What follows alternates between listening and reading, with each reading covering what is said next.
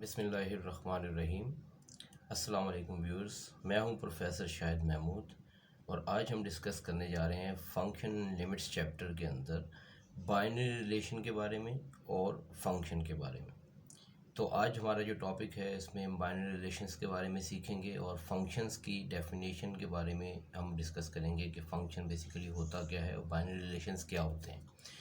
तो हमारे वो व्यूअर्स जिन्होंने अभी हमें ज्वाइन किया है और हमारे चैनल को सब्सक्राइब नहीं किया, तो हमारी ये रिक्वेस्ट है कि आप वो हमारे चैनल को सब्सक्राइब कर लें और बेल आइकन को प्रेस करना मत भूलिएगा ताकि आपको हमारी नए आने वाली वीडियोस के नोटिफिकेशन मिल सकें।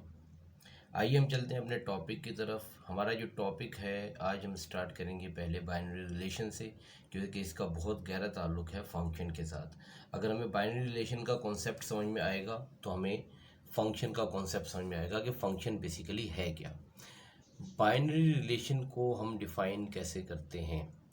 बाइनरी रिलेशन बेसिकली हम ये कहते हैं कि let A and B are two non empty sets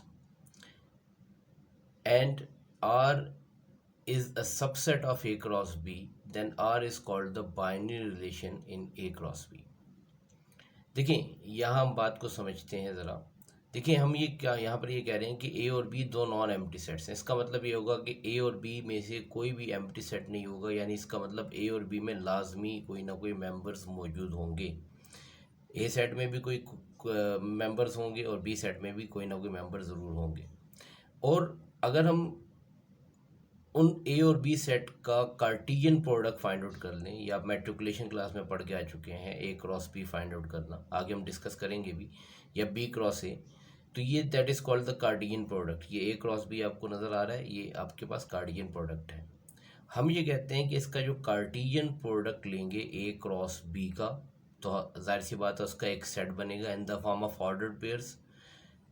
अब वो जो ऑर्डर्ड पेयर्स हैं उसके सबसेट, ये सिंबल है सबसेट का, ठीक है, उसके जो सबसेट होंगे उसको हम आर से रिप्रेजेंट करेंगे उस ए क्रॉस बी के सबसेट्स को, और वो आर जो है वो हमारे पास रिलेशन को शो करेगा, ठीक है।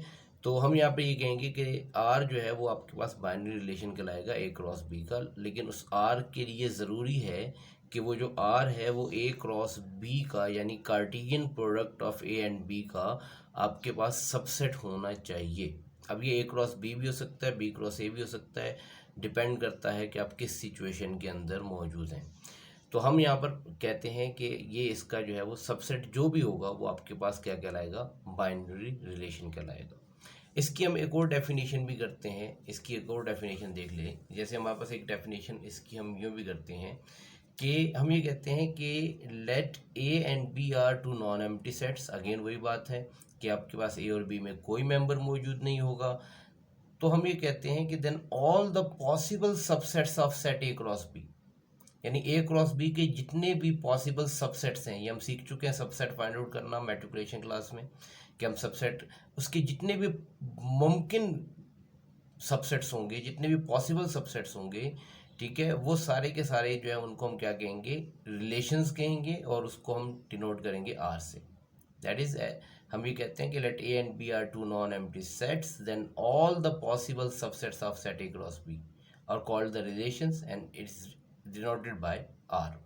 यानी अगर मैं A cross B find out करूं तो उसके जितने भी पॉसिबल सबसेट्स जो है वो बनेंगे, यहाँ हम जो बात कर रहे हैं वो सबसेट्स की बात कर रहे हैं, कि जितने पॉसिबल सबसेट्स होंगे वो आपके पास क्या कहलाएंगे, बाइनरी रिलेशंस कहलाएंगे, या रिलेशंस कहलाएंगे हमारे पास, ठीक है जी। तो अब हम सीखते हैं कि ये एक्चुअली जो है वो किस तरीके से फाइंड आउट किए जाते हैं। इसकी हम एग्जांपल को डिस्कस करते हैं। जैसे फ़र्ज़ कर लिया कि हम फॉर एग्जांपल हम यहाँ पे ये दो सेट कंसिडर कर रहे हैं, ठीक है, दैट इज़ ए हमने एज्यूम कर लिया, ये हमारे पास 1 और 2 है, और बी के मेंबर्स जो हैं वो 3 और 4 हैं, दोनों नॉन एम्प्टी सेट्स हैं। यहाँ पर भी हमारे पास मेंबर मौजूद है और यहाँ पर भी हमारे पास 2 मेंबर मौजूद हैं, ठीक है। और हम अगर ए क्रॉस बी की बात करें, ए क्रॉस बी फाइंड आउट करने की, तो हम चूँकि पढ़ के आ चुके हैं कि इसमें सीक्वेंस का या तरतीब का बहुत ख्याल रखा जाता है। अगर ए पहले है तो यहाँ ए पहले आएगा, अगर बी बाद में लिखा हुआ है तो ये बाद में ही लिखा जाएगा। तो यहाँ ए की वैल्यू हमने लिख दी, दैट इज़ 1 2, और क्रॉस बी की वैल्यू जो है वो 3 4 हो गई। ये हमारे पास सेट की मल्टीप्लिकेशन कहलाती है, that is a Cartesian product of the sets. और ये सिंपल मल्टीप्लिकेशन से थोड़ा सा डिफरेंट होता है। यहाँ पर अगर मल्टीप्लाई करते हैं तो लाइक ये जो वन होगा इसकी मल्टीप्लिकेशन इस थ्री और फोर से किस तरीके से होगी कि जब वन इस थ्री से मल्टीप्लाई होगा तो ये in the form of ordered pair इस तरीके से लिखा जाएगा, लाइक 1,3। अगर मैं इस वन को थ्री से मल्टीप्लाई करूंगा तो ये 1,3 लिखा जाएगा इस तरीके से। वन जब फोर से मल्टीप्लाई होगा तो ये 1,4 लिखा जाएगा in the form of ordered pair. पहले वाले सेट के मेंबर को हमने ऑर्डर पेयर में पहले लिखना है और जो बाद वाला मेंबर है उसको हमने सेकंड पोजीशन पे लिखना है। तो यहाँ पर हम इसकी कार्टेशियन प्रोडक्ट फाइंड आउट करेंगे। तो जब हम कार्टेशियन प्रोडक्ट फाइंड आउट करेंगे तो ये हमारे पास क्या आ जाएगा, 1,3, अगेन ये 1,4। सीक्वेंस से पहले एक मेंबर ले लें आप, वन को थ्री से, फिर वन को फोर से, फिर वन को आगे जितने भी मेंबर्स हैं, फिर उसके बाद नेक्स्ट मेंबर को बारी बारी सबसे मल्टीप्लाई करेंगे और इसको ऑर्डर्ड पेयर की फॉर्म में लिख देंगे, लाइक 1,3 ये आ गया, ये उसके बाद 1,4 आ गया, देन आपके पास ये 2,3 आ गया और फिर ये 2 मल्टीप्लाई हो गया 4 से तो ये 2,4 आ गया। तो ये हमने फाइंड आउट कर लिया, that is the Cartesian product of the two sets A cross B, जिसकी हम बात करें, ये इस ए क्रॉस बी की हम बात कर रहे हैं। अब हम क्या करेंगे, यहाँ हमारे पास इस ए क्रॉस बी के अंदर टोटल जो मेंबर्स हैं वो हैं आपके पास 4। ये पूरा एक ऑर्डर्ड पेयर, ये आपके पास ऑर्डर्ड पेयर कहलाता है, ठीक है। और यहाँ पर ये पूरा जो ऑर्डर्ड पेयर है, याद रख लीजिएगा, ये एक मेंबर कहलाएगा। ये ऑर्डर्ड पेयर हमारे पास क्या कहलाएगा, एक मेंबर कहलाएगा। तो इस सेट में हमारे पास जो है वो टोटल मेंबर्स कितने आ गए, 4, 1 2 3 और 4। अब हम यहाँ इसके सबसेट फाइंड आउट करेंगे और आपको पता है कि जब सबसेट फाइंड आउट करते हैं तो इसका हमारे पास फार्मूला होता है जो हमें बताता है कि टोटल इसके कितने पॉसिबल सबसेट बनेंगे, और ये फार्मूला होता है हमारे पास, दैट इज़ 2 पावर n। इस फार्मूले को हम यूज़ करते हैं जो हमें बताता है सबसेट्स की तादाद को। तो यहाँ पर हमने यहाँ मेंशन कर दिया, हमने यहाँ कहा जी कि हेयर चूँकि नंबर ऑफ एलिमेंट्स जो हैं वो इस सेट के अंदर उनकी तादाद कितनी है, 4 है। तो टोटल जो सबसेट बनेंगे वो 2 पावर n होगा, यानी इसका मतलब क्या होगा, वो 2 पावर 4 बन जाएगा और 2 पावर 4 आपके पास किसके इक्वल होता है, 16। तो इसका मतलब ये हुआ कि यहाँ इस ए क्रॉस बी के हमारे पास टोटल जो सबसेट्स बनेंगे वो 16 सबसेट बनेंगे और हर सबसेट आपके पास रिलेशन कहलाएगा। तो इसका मतलब ये हुआ, और उसको हम आर से रिप्रेजेंट करते हैं, तो इसका मतलब आपके पास टोटल 16 रिलेशंस बनेंगे। अब ये सबसेट्स बनाने का हमारे पास तरीक़ेकार हम पढ़ के आ चुके हैं। मैं फिर भी यहाँ एक थोड़ा सा आपको आइडिया दे देता हूँ डायरेक्टली हम कैसे बनाएंगे। सबसे पहले हम सबसेट बनाते हैं, तो सबसेट बनाते हुए सबसे पहले एम्प्टी सेट लिखा जाता है, क्योंकि हम ये कहते हैं कि empty set is the subset of every set. तो लिहाजा यहाँ सबसे पहले जब मैं सबसेट बनाऊँगा तो एम्प्टी सेट आएगा, फिर उसके बाद हमारे पास दो दो मेंबर्स के सेट आएंगे, याद रखिए, सॉरी, सिंगल सिंगल मेंबर्स के सेट आएंगे। यानी ये पहले 1,3 आ जाएगा, देन 1,4 आ जाएगा, देन 2,3 आ जाएगा, देन 2,4 सिंगलटन सेट कहलाते हैं। फिर उसके बाद दो दो मेंबर के सेट होंगे, फिर तीन तीन मेंबर के सेट होंगे, फिर चार चार मेंबर के। अब अगर आप सीक्वेंस से बनाएंगे तो इसमें आप गड़बड़ नहीं करेंगे। अब दो दो मेंबर के सेट आप इसमें कैसे बनाते हैं, इसमें अब जैसे फ़र्ज़ कर लेते हैं कि मैं दो दो मेंबर का सेट बनाने जा रहा हूँ, तो मैं इस 1 और 3 को मैं फिक्स कर लूँगा, ये मेरे पास फिक्स ही रहेगा, लाइक 1 और 3 मेरे पास आएगा ही आएगा। यहाँ मैं इसको समझा दूँ आप लोगों को, जैसे मेरे पास ये 1,3 को मैंने यहाँ पर क्या कर दिया कि ये 1,3 मेरे पास फिक्स्ड है, ठीक है। इस 1,3 के साथ 1,4 आएगा, इस 1,3 के साथ 2,3 आएगा और इस 1,3 के साथ 2,4 आएगा। फिर उसके बाद अब जब तक ये ख़त्म नहीं हो जाते, आगे मेंबर ख़त्म हो गए, तो अब हम नेक्स्ट मेंबर कंसिडर कर लेंगे, दैट इज़ 1,4, और पीछे मुड़ के नहीं देखेंगे। ये पिछले सेट्स को या हम ये ऑलरेडी कर चुके हैं, 1,4 के साथ 1,3 लिखेंगे तो वो ऑलरेडी आ चुका है, 1,3 1,4 बात एक ही है। तो यहाँ पर हम क्या करेंगे, 1,4 के साथ 2,3 का एक सेट बनाएंगे और 1,4 के साथ 2,4 का सेट बनाएंगे। आगे बढ़ते चले जाएँ जहाँ तक मेंबर्स आपके ख़त्म हो जाएँ, तो उसके बाद आप नेक्स्ट मेंबर को ले लेंगे, दैट इज़ 2,3 और 2,4, और फिर उसके बाद 2,3 के साथ आगे अगर कोई मेंबर है तो ठीक है, वरना हम पीछे नहीं देखेंगे। इसी तरीके से अब 2 4 को अगर मैं लूँगा तो इसके आगे कोई मेंबर नहीं है और इसके पीछे वाले मेंबर्स को हमने कंसिडर करना नहीं है, तो ये जितने 2 2 के पॉसिबल सेट्स होंगे वो बन जाएंगे। फिर उसके बाद जो सबसे इंपॉर्टेंट बारी आती है वो 3 3 मेंबर्स का सेट बनाने की। अब 3 3 मेंबर्स का सेट बनाने का आसान तरीकेकार मैं आपको बता देता हूँ, इसमें अक्सर स्टूडेंट गड़बड़ कर जाते हैं, भूल जाते हैं। तो उसका बेहतरीन तरीकेकार ये है कि आप 1 बाय 1 लास्ट वाले मेंबर्स को हाइड कर लें। अब देखिए मैं लास्ट वाले मेंबर को हाइड कर दिया, मेरे पास जो बच गया, ठीक है, ये मेरे पास बच गया, दैट इज़ 1 3 1 4 2 3, एक सेट बन जाएगा। और फिर उसके बाद मैं इस वाले मेंबर को हाइड कर दूंगा तो मेरे पास 1 3 1 4 2 4 आ जाएगा, एक सेट बन जाएगा। इसी तरीके से अगर मैं इसको हाइड कर दूंगा तो ये 1 3 2 3 2 4 का एक सेट बन जाएगा। और फाइनली मैं इसको हाइड कर दूंगा तो मेरे पास 1 4 2 3 और 2 4 का एक सेट बन जाएगा। और फाइनल जो रिलेशन हमारा बनेगा वो इन चारों का एक रिलेशन हम यहाँ पर जनरेट कर देंगे। तो आइए हम देखते हैं ये रिलेशन हमने यहाँ जनरेट किए हुए हैं। जैसे यहाँ पर ये देखें, हमने ये 16 पॉसिबल रिलेशंस हैं। ये देखें R1 हमारे पास क्या आ गया, दैट इज़ एम्प्टी सेट, ये पहला रिलेशन है, ठीक है जनाब।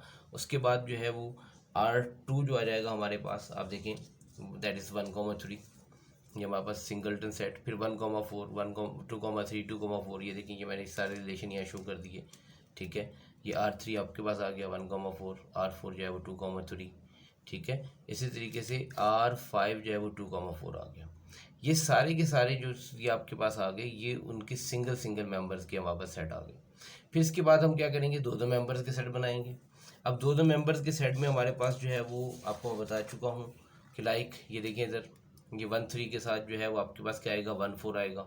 तो यहाँ देखिए इधर ये 1 3 के साथ हमने यहाँ पे मेंशन कर दिया, ये 1 3 के साथ आपका 1 4 आ गया, रिलेशन नंबर 6। इसी तरीके से हम आगे कंटिन्यू करके इसके तमाम 16 रिलेशंस जो है वो मेंशन कर देते हैं। ये R7 हमारे पास आ जाएगा, that is 1 3 2 3, R8 1 3 2 4, R9 relation 1 4 2 3 आ जाएगा, R10 1 4 और 2 4 आ जाएगा, R11 2 3 और 2 4 आ जाएगा, R12 हमारे पास 1 3 1 4 2 3 आ जाएगा, R13 जो आ जाएगा हमारे पास ये 1 3 1 4, ये 1 1 हाइड करके जो आपको बताया था मैंने, ठीक है, 1 3 1 4 2 4, R14 1 3 2 3 2 4 आ जाएगा एंड सो ऑन। ये टोटल हमने 16 के 16 रिलेशंस यहाँ पे फाइंड आउट कर दिए। अब ये जो 16 रिलेशंस हमारे पास आ गए हैं, ठीक है, तो ये इस तरीके से हमने इसके सबसेट बना लिए, ये इसके सारे के सारे ये कहलाते हैं बाइनरी रिलेशंस। तो यहाँ पर हमारे पास ये बाइनरी रिलेशंस जो है वो कहलाते हैं। अब हम यहाँ पर हमारे पास जो है एक कॉमन एक छोटी सी चीज़ है, वो भी आपको बता दूँ मैं, यहाँ पे हमने यहाँ मेंशन कर दिया है, बता दिया आपको, ताकि आपको किसी किस्म की कोई परेशानी ना हो। ये देखिए यहाँ एक नोट यहाँ पर हम मेंशन कर रहे हैं, हम ये कह रहे हैं कि अगर हमें पता चल जाए कि भाई हमें कैसे पता चलेगा कि टोटल कितने पॉसिबल जो है वो आपके पास रिलेशंस बनेंगे, ठीक है। तो हम ये कहते हैं कि the number of elements in the set A is m, अगर उनकी तादाद m है, and in set B is n, A की तादाद m है और b की तादाद n है, then the number of binary relation in a cross b shall be that is 2 power mn। अभी हमने यहाँ पर देखा था कि अगर आप ऑब्ज़र्व कर लें तो a के अंदर जो मेंबर्स की तादाद थी वो 2 था, इसका मतलब m की वैल्यू हमारे पास जो है वो 2 हो गई। इसी तरीके से b के मेंबर्स की तादाद जो है वो भी 2 थी हमारे पास, यानी n2 हो गया। अब यहाँ पर हमारे पास जो है वो रिलेशंस हैं, तो वो 2 power a that is mn आ जाएगा, और यहाँ पर 2 पावर mn का मतलब है that is 2 power 2 multiply by 2, और ये आपके पास आ जाएगा 2 पावर 4 जो कि कितना आ जाएगा, दैट इज़ 16। तो यहाँ से भी एक फार्मूला हमारे पास, ये MCQs में पूछ सकता है आपसे कि भाई ये अगर ए के इतने मेंबर्स हैं, बी के इतने मेंबर्स हैं, ए के फ़र्ज़ कर लें मेंबर m है, बी के मेंबर n है, ठीक है, तो बताइए कि टोटल जो आपके पास जो है वो सबसेट जो है वो उसके कितने बनेंगे ए क्रॉस बी के। तो उसके जो ए क्रॉस बी के जो टोटल सबसेट होंगे उसका फार्मूला होगा दैट इज़ 2 पावर mn। तो इस तरीके से हम इसको कैलकुलेट कर सकते हैं। अब इसमें एक और हमारे पास इंपॉर्टेंट चीज़ आती है, that is the domain and range. ये हमारे पास एक टॉपिक है, ठीक है।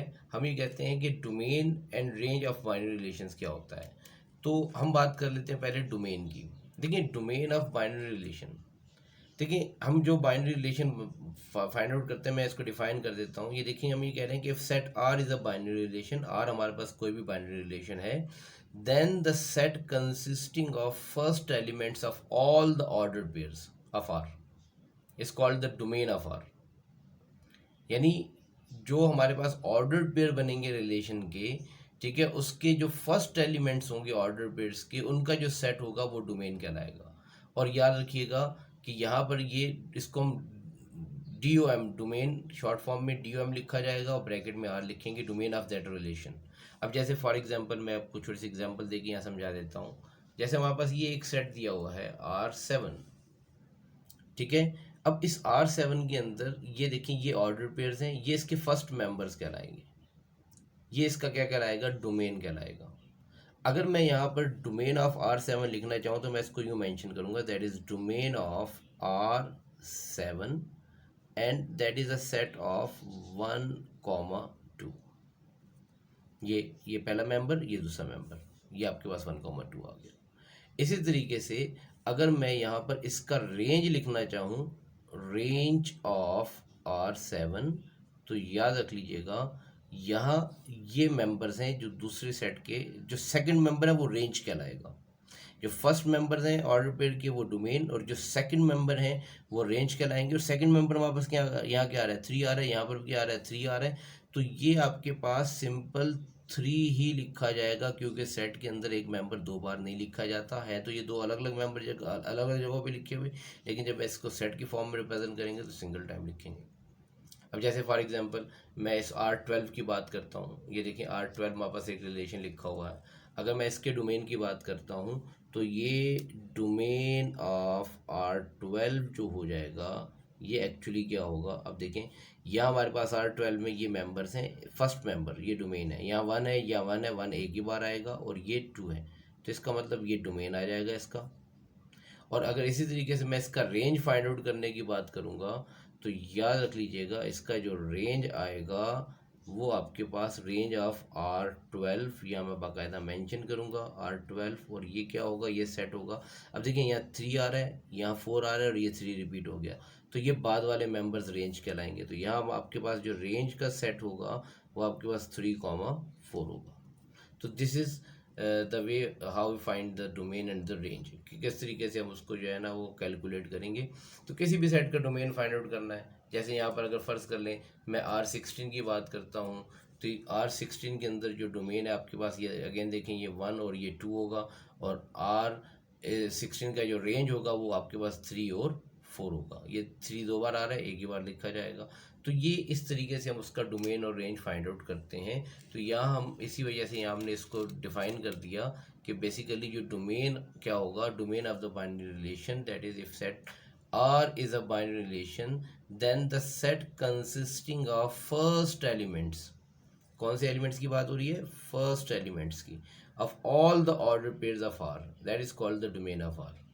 इसी तरीके से जो रेंज होगा उसकी डेफिनेशन भी मैं आपको डिस्प्ले कर देता हूँ। रेंज ऑफ बाइनरी रिलेशन, हम ये कहते हैं कि if set R is a binary relation then the set consisting of second elements of all order pairs of R is called the range of R and is denoted by range, और यहाँ bracket में हम R लिख देंगे। तो ये ऊपर मैं आपको समझा चुका हूँ कि किस तरीके से हम उसको रिप्रेजेंट करते हैं। इसकी एक छोटी सी एग्जांपल यहाँ पर भी मैंने मेंशन की है, इसकी एग्जांपल देख लीजिएगा। फ़र्ज़ कर लेते हैं कि अगर ये मेरे पास एक रिलेशन है, ठीक है, R दैट इज़ 1 2 1 3 एंड 2 2, ठीक है। तो इसमें अगर मैं डोमेन ऑफ R निकालना चाहूँगा तो ये 1 1 और 2 आएगा, ये फर्स्ट एलिमेंट्स, ये सारे के सारे इसके डोमेन के एलिमेंट्स कहलाएंगे, ये और ये। अब चूंकि ये 1 रिपीट हो रहा है तो ये सिंगल टाइम लिखा जाएगा और ये 2 आ जाएगा। और रेंज ऑफ R जो होगा ये आपके पास, यहाँ देखें ये वाले मेंबर्स हैं, ये रेंज कहलाएगा 2 3 और 2। अब चूंकि यहाँ पर आपके पास 2 रिपीट हो रहा है, सिंगल टाइम आएगा और ये 3 आ जाएगा। तो ये आपके पास डोमेन और रेंज आ गया। उम्मीद है आपको ये बात समझ में आ गई होगी। अब हम डिस्कस करने जा रहे हैं फंक्शन के बारे में। देखें फंक्शन हमारे पास बहुत इंपॉर्टेंट टॉपिक है, सेकेंड ईयर में हम कैलकुलस को डिस्कस करेंगे। तो जो भी बात होगी, इंटीग्रेशन होगा, कैलकुलस में डेरिवेटिव्स होंगे, तो फंक्शंस के हवाले से बात होगी। तो फंक्शन का कॉन्सेप्ट क्लियर होना बहुत ज़रूरी है। तो फंक्शंस के हमारे पास जो है वो डिफरेंट डेफिनेशंस की जाती हैं। तो आज हम उसको समझने की कोशिश करते हैं कि फ़ंक्शन बेसिकली होता क्या है। देखिए फंक्शन हम यहाँ पर ये कहते हैं, इसकी एक डेफिनेशन हम यूँ करते हैं कि अगर हम ये कहते हैं कि if A and B are two non empty sets then the binary relation F हो या आर हो, इससे कोई फर्क नहीं पड़ता। हम एफ इस वजह से कह रहे हैं क्योंकि हम फंक्शन, इसको हम एज ए फंक्शन जो है वो रिप्रेजेंट करेंगे। तो याद रखिएगा हम ये कहते हैं then the binary relation F of A cross B, ठीक है, ये is set to be the function F from A to B. ये ए से बी की डायरेक्शन में हमारे पास ये फंक्शन बनेगा if and only if. Function के लिए कंडीशंस क्या हैं, ये दो शर्तों का पूरा होना ज़रूरी है कि कोई भी रिलेशन फंक्शन कब कहलाएगा, जब domain of that relation set ए के इक्वल होगा। ए क्या है, ये हमारे पास ये सेट है, ये इसकी बात हो रही है, सेट ए के इक्वल होगा। Domain of F F F जो होगा, डोमेन ऑफ एफ जो है वो आपके पास सेट ए के बराबर होना चाहिए। और दूसरी शर्त क्या है कि डोमेन ऑफ एफ जो होगा कैन नॉट बी रिपीटेड, मतलब जो है वो उसके अंदर उस डोमेन का कोई भी मेंबर जो है वो रिपीट नहीं होना चाहिए। यानी अगर आपके पास डोमेन रिपीट हो गया तब भी वो आपके पास फंक्शन नहीं कहलाएगा। मैं फिर रिपीट कर देता हूँ कि कोई भी रिलेशन, देखें ये डेफिनेशन है कि हम ये कहते हैं कि ए और बी कोई भी दो नॉन एम्प्टी सेट्स हैं, ठीक है। जब नॉन एम्प्टी सेट्स होंगे तो आप उसका ए क्रॉस बी ये कार्टेशियन प्रोडक्ट फाइंड आउट करेंगे। जब आप उसका क्रॉस प्रोडक्ट लेंगे ए क्रॉस बी तो आपके पास एक सेट आएगा। आप उसके रिलेशंस बना सकते हैं, अभी आपको समझा के आ चुका हूँ कि रिलेशंस कैसे बनते हैं, ठीक है। आर से हम रिप्रेजेंट करते हैं, यहाँ हम एफ से रिप्रेजेंट कर रहे हैं, इससे तो फ़र्क नहीं पड़ता। तो ये जो रिलेशंस आपके पास आएंगे, जो भी रिलेशंस बनेंगे, ठीक है, वो कब फंक्शन कहलाएंगे, अगर ये दो शर्तें उसमें मौजूद होंगी।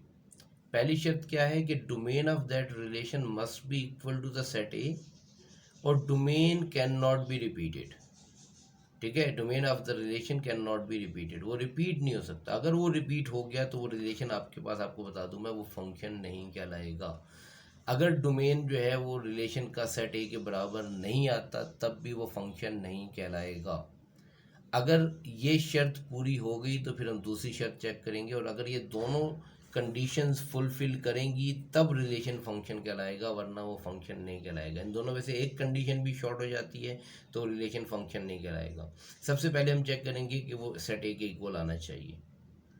अगर सेट ए के इक्वल आएगा तो हम दूसरी कंडीशन पे जाएंगे। अगर फर्ज कर लें सेट ए के इक्वल ही नहीं आया तो हमें दूसरी कंडीशन चेक करने की ज़रूरत ही नहीं है। हाँ, अगर वो डोमेन जो है वो रिलेशन का सेट ए के इक्वल आ जाता है तो फिर हम दूसरी कंडीशन की तरफ जाएंगे कि डोमेन रिपीट भी नहीं होना चाहिए, ठीक है। और अगर डोमेन रिपीट होगा तो आपके पास जो है वो रिलेशन जो है वो फंक्शन नहीं कहलाएगा। इस फंक्शन की हम एक और डेफिनेशन भी करते हैं, याद रख लीजिएगा कि हम ये कहते हैं कि a function is a binary relation in which for each element of domain there is one and only one element of range। मतलब ये है कि यहाँ पर फंक्शन बाइनरी रिलेशन जो है वो मतलब एक फंक्शन जो होगा that is a binary relation, ठीक है। और उस बाइनरी रिलेशन के अंदर वो कह रहा है कि in which for each element of domain, domain का जो हर एलिमेंट होगा, ठीक है, उसके अगेंस्ट में there is one and only one element of range. यानी डोमेन के एक एलिमेंट के अगेंस्ट में रेंज का एक एलिमेंट होना चाहिए और डोमेन जो है वो आपका रिपीट ना हो। इसका मतलब यह है, उस स्टेटमेंट का मतलब यही होगा कि डोमेन आपके पास बाइनरी रिलेशन के अंदर उसकी एक हर डोमेन की एक यूनिक इमेज होनी चाहिए और डोमेन की रिपीटेशन ना हो। तो इसी वजह से इसको हम एक और तरीके से भी डिफाइन करते हैं। इसकी थर्ड डेफिनेशन भी मैं आपको डिस्प्ले कर देता हूँ। देखिए हम इसको यूँ भी डिफाइन करते हैं, ये थर्ड डेफिनेशन है कि a function F from a set A to set B is a rule or correspondence that assigns to each element x in a unique element y in b। यानी x का जो set a के हर element x का एक unique element जो है वो y की फॉर्म में होगा और वो सेट b में होगा। यानी इसका मतलब ये होगा कि हर एक जो डोमेन का यूनिक एलिमेंट होगा, हर डोमेन का जो x होगा, ठीक है, उसके अगेंस्ट में एक यूनिक आपके पास एलिमेंट आएगा इन द सेट बी, जिसको हम वाई से रिप्रेजेंट करेंगे, ठीक है। और याद रख लीजिएगा यहाँ पर ये इसको हम यहाँ स्पेसिफिक हमने मेंशन भी कर दिया कि the set of element x belongs to A, ठीक है। जो जो आपके पास एक्स जिसका ताल्लुक ए से होगा वो आपके पास जो है वो डोमेन ऑफ द फंक्शन कहलाएगा। और इसी तरीके से set of the corresponding elements Y which belongs to B is called the range of the function. ये वही वाली बात है जो ऊपर हम आपको एक डेफिनेशन बता के आ चुके हैं, ठीक है। ये सारा वो हमने उसको बहुत स्पेसिफिक कर दिया, वो जो डेफिनेशन हमने 2 पॉइंट्स की आपको बताई है, ठीक है। ये आपके पास ये डेफिनेशन भी यूज़ होती हैं, वो भी यूज़ होती हैं, तो वो हमने उसको बहुत ज़्यादा एलेबोरेट कर दिया, बहुत ज़्यादा आपको एक्सप्लेन कर दिया कि क्या होगा। अब जैसे एक एग्जांपल से इसको हम समझने की कोशिश करते हैं। देखिए, हम फर्ज कर लेते हैं कि इस एग्जांपल में हम ये कहते हैं कि अगर ए हमारे पास एक्स वाई जेड एक सेट है और बी हमारे पास 5 6 7 है, देन अ बाइनरी रिलेशन, देखिए इसका कोई भी हम इसके अगर बाइनरी रिलेशन फाइंड आउट करने की बात करें तो भी आपको मैंने बताया था फार्मूला कि आपके पास जो बाइनरी रिलेशन होते हैं, जैसे इसके आपके पास जो है वो सेट के 3 मेंबर हैं, इस सेट में भी आपके पास जो है वो 3 एलिमेंट्स हैं, तो ये 2 पावर 3 मल्टीप्लाई बाय 3 आ जाएगा। इसका मतलब ये 2 पावर ये आपके पास ये आ जाएगा, दैट इज़ 9। तो ये आप यहाँ पर इसके जो बनाएंगे 2 पावर 9 को आप कैलकुलेट कर लीजिए, ठीक है। तो इसके ये रिलेशंस बनेंगे 512 relations almost, I think 2 power 9 जो होगा वो आपके पास आ जाएगा 512 रिलेशंस। ओके, तो अब इसमें से एक रिलेशन हम ये ले लेते हैं। एक रिलेशन डेफिनेटली ये होगा x5 y6 एंड z6। ये एक हमने रिलेशन ले लिया, x,5 y,6 z,6, ठीक है। अब ये इस रिलेशन के अंदर आपके पास ये एक्स वाई और जेड, आपको बता दूं मैं, ये आपके पास क्या कहलाएंगे, ये डोमेन कहलाएंगे, ठीक है। और 5 और 6 ये हमारे पास क्या कहलाएंगे, रेंज कहलाएंगे। अब जैसे हमारे पास जो है वो देखिए, हम ये कह रहे हैं कि ये एक बाइनरी रिलेशन एफ हमने ले लिया, ये फंक्शन होगा, ठीक है। This relation is a function from A to B. क्यों फंक्शन कह रहा हूँ इसको मैं, देखिए अगर मैं यहाँ पर इसका डोमेन फाइंड आउट करूँ, domain of the function, domain of the function क्या होगा, डोमेन में ये देखें, ये x आ गया, ये y आ गया और ये z आ गया। तो इसके मतलब आपके पास डोमेन ऑफ द फंक्शन, आपके पास जो सेट बनेगा वो एक्स वाई जेड होगा। और एक्स वाई जेड बेसिकली आपके पास जो है वो क्या है, सेट ए है। तो ये सेट ए के क्या आ गया, इक्वल आ गया। और जो दूसरी शर्त है, दूसरी शर्त ये है कि आपके पास ये डोमेन रिपीट नहीं होना चाहिए। आप देखें यहाँ डोमेन में यहाँ एक्स आ रहा है, दूसरा मेंबर वाई आ रहा है, तीसरा मेंबर जेड आ रहा है, तो डोमेन की रिपीटेशन भी यहाँ पर नहीं हो रही, ठीक है। तो चूंकि यहाँ डोमेन रिपीट नहीं हो रहा, तो लिहाजा ये आपके पास ये जो रिलेशन है, आप domain of F is not repeated, that is every element of set A has a unique image. अब देखिए यहाँ हमारे पास जो है ना, हर एलिमेंट की एक यूनिक इमेज बन रही है। अब जैसे मैं इसको अगर अगर इसको मैं एक डायग्राम की शक्ल से शो करूँ, डायग्राम में शो करूँ, देखें ये मेरे पास जो है वो एक सेट ए है, ठीक है। इस रिलेशन के अंदर ये एक्स वाई जेड, ये बी मेरे पास 5 6 7 है, ये सेट ए के एलिमेंट्स हैं, ये सेट बी के एलिमेंट्स हैं 5 6 7, ठीक है। ये अब देखिए ये रिलेशन है एक्स और 5, यानी इसका मतलब एक्स कॉरस्पॉन्ड कर रहा है 5 को। ये हम आपके पास डोमेन है, इस डोमेन की एक इमेज आ रही है, दैट इज 5। इसी तरीके से जो y है, y से आपको क्या मिल रहा है, दैट इज 6। तो इस y से जो इमेज आ रही है, that is 6, that is the unique image. यहाँ से एक यूनिक इमेज जा रही है, ठीक है, ये इमेज कहलाती है हमारे पास। इसी तरीके से जो z है, यहाँ उससे आपके पास 6 आपको वैल्यू मिल रही है। याद रख लीजिएगा कि यहाँ ये डोमेन के सेट में जितने भी मेंबर्स मौजूद हैं, हर मेंबर की लाजमन इमेज बननी चाहिए।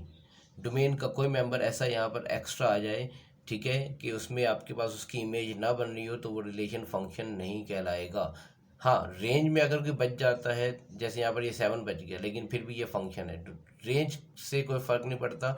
लेकिन हर डोमेन के जितने भी मेंबर्स होंगे, ठीक है, उसकी लाजमन इमेज होनी चाहिए। अगर इमेज बनेगी तो वो रिलेशन फंक्शन कहलाएगा, अदरवाइज वो फंक्शन नहीं कहलाएगा। जैसे हमारे पास एक और एग्जांपल देख लेते हैं। देखिए इसमें हम ये कह रहे हैं कि if a is equal to X Y and b is equal to A B C, then a binary relation f जो होगा दैट इज एक्स ए, ये a आ गया हमारे पास, और x कॉमा बी आ गया, y कॉमा सी आ गया, एक रिलेशन आ गया हमारे पास, ठीक है, इज नॉट अ फंक्शन। मैं इसको फंक्शन क्यों नहीं कह रहा, क्योंकि मैं इसको चेक करूंगा इसकी दो शर्तें। नंबर एक जो है वो आपके पास डोमेन ऑफ द फंक्शन जो है वो सेट ए के इक्वल होना चाहिए। अगर मैं इसका डोमेन निकालूंगा तो ये देखिए, इस डोमेन में आपके पास एक्स और ये वाई आ रहा है, तो यहाँ आपके पास ये इसका डोमेन जो निकलेगा वो एक्स वाई आएगा, जो कि सेट ए के इक्वल है, जो कि बेसिक शर्त है। इसका मतलब ये शर्त तो मुकम्मल हो गई। लेकिन जो डोमेन ऑफ एफ है इज रिपीटेड, देखिए यहाँ डोमेन रिपीट हो गया। ये जो एक्स वाली वैल्यू आप इसको गौर से देखें, ये एक्स की वैल्यू आपके पास रिपीट हो रही है।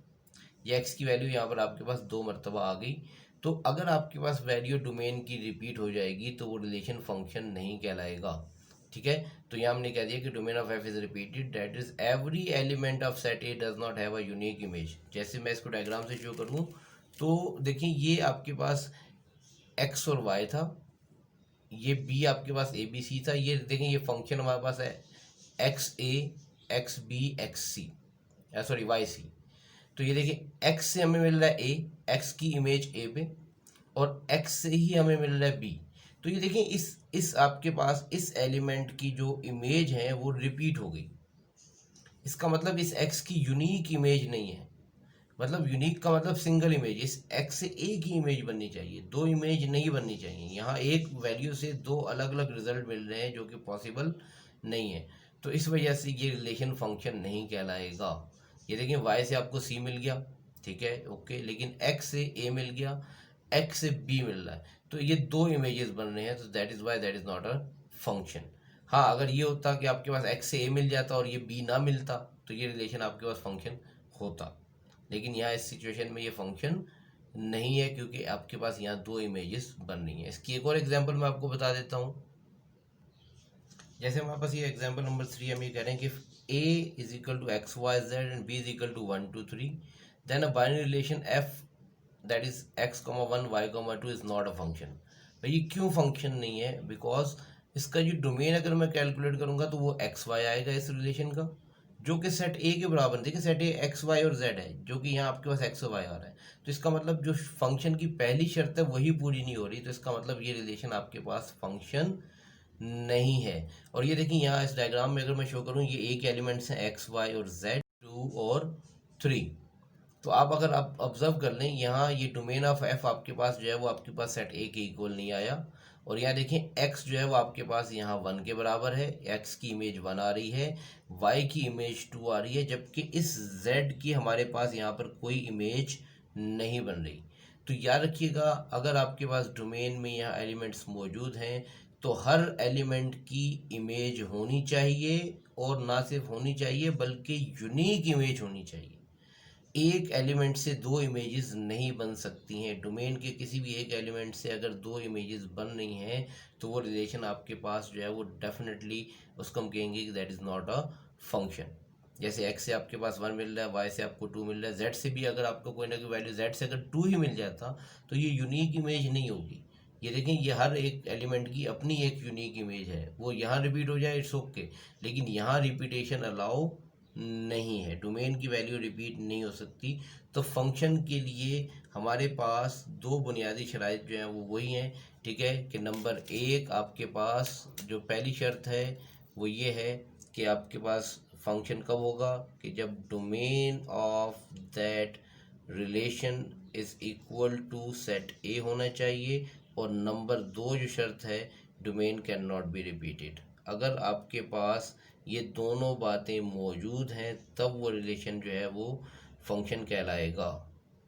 अगर इनमें से एक भी शर्त पूरी नहीं होती है, ठीक है, तो वो रिलेशन फंक्शन नहीं कहलाएगा। तो इसी के साथ हमारा ये टॉपिक जो है वो मुकम्मल हुआ। ठीक है, हमारे पास नेक्स्ट जो टॉपिक है हम जो डिस्कस करने जा रहे हैं, हमारा जो नेक्स्ट लेक्चर होगा वो टाइप्स ऑफ फंक्शंस के बारे में होगा। Into function, onto function, one to one function और बाइजेक्टिव फंक्शन, ये क्या होते हैं हम इसको डिस्कस करेंगे इंशाल्लाह नेक्स्ट लेक्चर के अंदर। उम्मीद है आप लोगों को हमारी ये वीडियो पसंद आई होगी। अगर आपको हमारी ये वीडियो पसंद आई है तो आप कमेंट सेक्शन में जो है वो कमेंट ज़रूर करें, और अगर इस टॉपिक से मुतल्लिक कोई क्वेश्चन करना चाहते हैं तो आप कमेंट सेक्शन में कमेंट कर सकते हैं। इस वीडियो को ज़्यादा से ज़्यादा लाइक और शेयर करें ताकि आपके दूसरे साथी तलबा भी इससे फ़ायदा उठा सकें। शुक्रिया।